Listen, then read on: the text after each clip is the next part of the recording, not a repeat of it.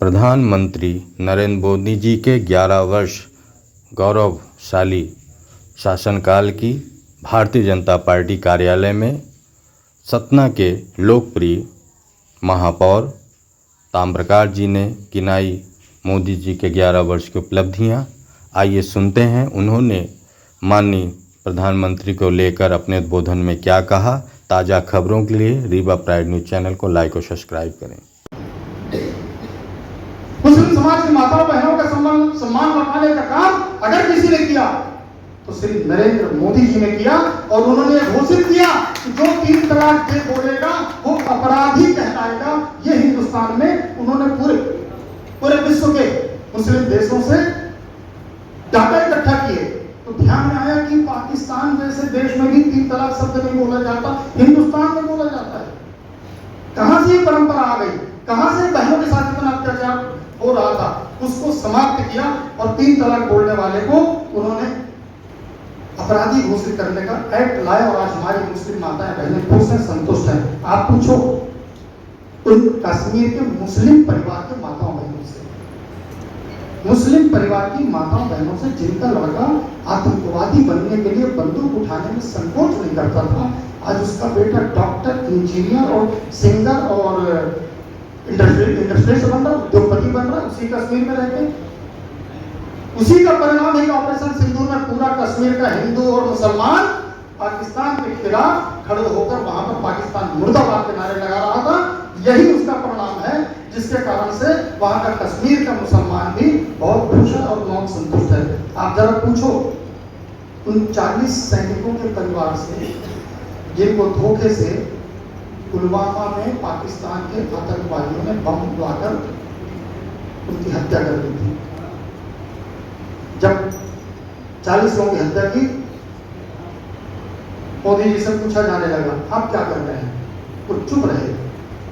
12 दिन बाद जो सर्जिकल स्ट्राइक की हमारे देश की सेना ने पाकिस्तान की धरती के अंदर घुसकर 300 आतंकवादियों को 17 मिनट में उनकी धरती में घुसकर निस्तर नाबूद कर दिया, समाप्त कर दिया। पूछो जाकर उन 40 माताओं बहनों, उन बच्चों के माता पिता से कैसा महसूस करते हैं मोदी जी ने क्या किया तुम्हारे लिए, इस देश के लिए क्या किया, जाके पूछो, तब समझ में आएगा कि क्या हुआ है। जब अपने घर का बेटा मरता है, जब अपने घर का बेटा शहीद होता है, जब अपने घर का बेटा हमसे बिछड़ता है, उसके दर्द को समझने का प्रयास किया मोदी जी ने। उन परिवारों को वो विश्वास दिलाया। आप पूछो सीएए कानून कांग्रेस क्यों नहीं लाई?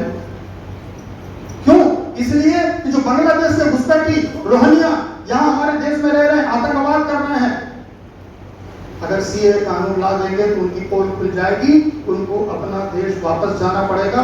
लेकिन ये एक विषय है। दूसरा विषय ये है जो वास्तव में हिंदुस्तान में रह रहे हैं, हिंदुस्तान के नागरिक हैं, उनको हिंदुस्तान की नागरिकता नहीं मिली है। सीएए कानून से 2 फायदे हुए, एक तो उनको नागरिकता मिली और दूसरा जो घुसपैठी थे उनकी पहचान भी हो गई कि वो लोग घुसपैठी हैं, अब हम उनको बाहर कर सकते हैं। अमेरिका ने, अभी डोनाल्ड ट्रंप ने यही किया। हिंदुस्तान से जो लोग चोरी छिपे गए थे उनको वापस करने की शुरुआत कर दी है। हम क्यों नहीं कर सकते? हमें क्यों नहीं करना चाहिए? 2014 के पहले क्यों नहीं किया? ये कांग्रेस से पूछने का विषय है। पूछो उस 152 देश के लोगों से जिनको हिंदुस्तान के माननीय नरेंद्र मोदी जी ने संजीवनी दी है कोरोना वैक्सीन देकर।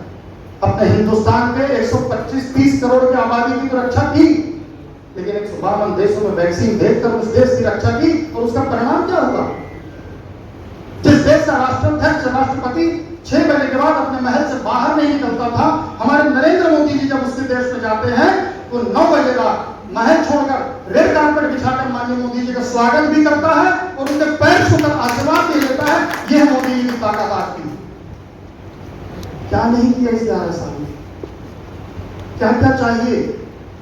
मैं भी उन आंकड़ों की बात नहीं करूंगा जो अभी हमारे पूर्व वक्ताओं ने कहा, लेकिन मैं आपके ध्यान में डालना चाहता हूं। ऑपरेशन सिंदूर हुआ, 25 बहनों का सिंदूर उजाड़ दिया। ऑपरेशन सिंदूर का नाम मोदी जी ने दिया। आप अपनी ताकत तो समझो। चाइना चाइना चाइना, जब मैं स्वदेशी की बात करता हूं मैं बोलता हूं माना कि सस्ता है, मेरी जेब को जस्ता है। जब हम सस्ता सामान खरीदते हैं कि ये मानकर कि सस्ता है, लेकिन आपको पता है सामान जब आप खरीदते हैं तो उसका प्रॉफिट चाइना में जाता है, उसकी गोली बंदूक बनाकर हमारे सीने में, सैनिक की सीने में तो चाइना की गोली धंसती है। इसलिए मैं कहता हूं चाइना के सामान का बहिष्कार करना पड़ेगा, ये आज का विषय नहीं है। लेकिन मैं आपसे कहना चाहता हूं कि ऑपरेशन सिंदूर में पाकिस्तान ने जो मिसाइल दागी, 25 लोगों के, हमारे बहनों के सिंदूर उजाड़ा, उसके बाद जो हमने अटैक किया, 9 जगह आतंकवादी ठिकानों पे हमने 100 आतंकवादियों को मारा। उसके बाद पाकिस्तान ने कुछ मिसाइल दागी, कुछ माने हो सकता है हजार से ऊपर हो, एक भी मिसाइल विश्वसनीय नहीं थी चाइना की बनी हुई, सब फुस्सी बम निकल के रह गए। उसको हमारी सेना ने हवा में उड़ा के उनको नेस्तनाबूद कर दिया। माननीय सांसद जी 4 लेयर सेफ्टी की बात कर रहे थे, उस 4 लेयर सेफ्टी के कारण एक मिसाइल हमारी धरती पर नहीं गिरी। और हमारी ब्रह्मोस मिसाइल ने क्या किया, हमारी ब्रह्मोस मिसाइल जो हिंदुस्तान की स्वदेशी मिसाइल है, अपने देश की निर्मित मिसाइल है, 100 किलोमीटर दूर 1 मीटर के रेडियस में, आप कल्पना करिए, आप यहाँ से शहडोल 100 किलोमीटर होगा, यहाँ से हनुमाना मिर्जापुर 100 किलोमीटर होगा, रीवा से बैठकर आप मिसाइल चलाओ और मिर्जापुर के किसी एक शहर के एक मोहल्ले के एक घर में आतंकवादी छिपे हुए हैं, वहां आपको मिसाइल दागना है। तो भारत की ब्रह्मोस मिसाइल S-400 उन 9 ठिकानों पर 1 मीटर के रेडियस में जाकर आतंकवादी ठिकानों पर उसने अटैक मारा, जिससे कि 100 आतंकवादी ढेर हो गए। एक भी पाकिस्तान का सिटीजन नहीं मारा गया, लेकिन 100 आतंकवादी को मारने का काम हमारी सेना ने करके दिखा दिया। सिर्फ इतना ही नहीं है, ये जो विश्वसनीयता हिंदुस्तान के सामान की आज बढ़ी है, उसका परिणाम ये है, लगभग 50 देशों में 40,000 करोड़, अब जरा फिगर पर ध्यान दीजिएगा, 50 देशों ने 40,000 करोड़ के ब्रह्मोस मिसाइल और अन्य मिसाइलों के ऑर्डर हिंदुस्तान को ऑपरेशन सिंदूर के बाद दिए हैं। ये है आज हिंदुस्तान की ताकत। अभी पूर्व वक्ता बता रहे थे, 11वीं ताकत है अर्थव्यवस्था में दुनिया की, 11 साल में हम 5वीं ताकत आ गए, और अभी 3 महीने पहले हम जापान को पीछे छोड़ के हम इकोनॉमिक रूप से, आर्थिक रूप से अब 4थी सबसे बड़ी ताकत दुनिया की हो गए। और इस प्रकार के ऑर्डर हमारे पास आएंगे तो वो दिन दूर नहीं है कि हम तीसरी, दूसरी और विश्व की सबसे बड़ी ताकत बनकर हिंदुस्तान विश्व में उभरने वाला है। यह है मोदी जी का 11 साल का सुशासन।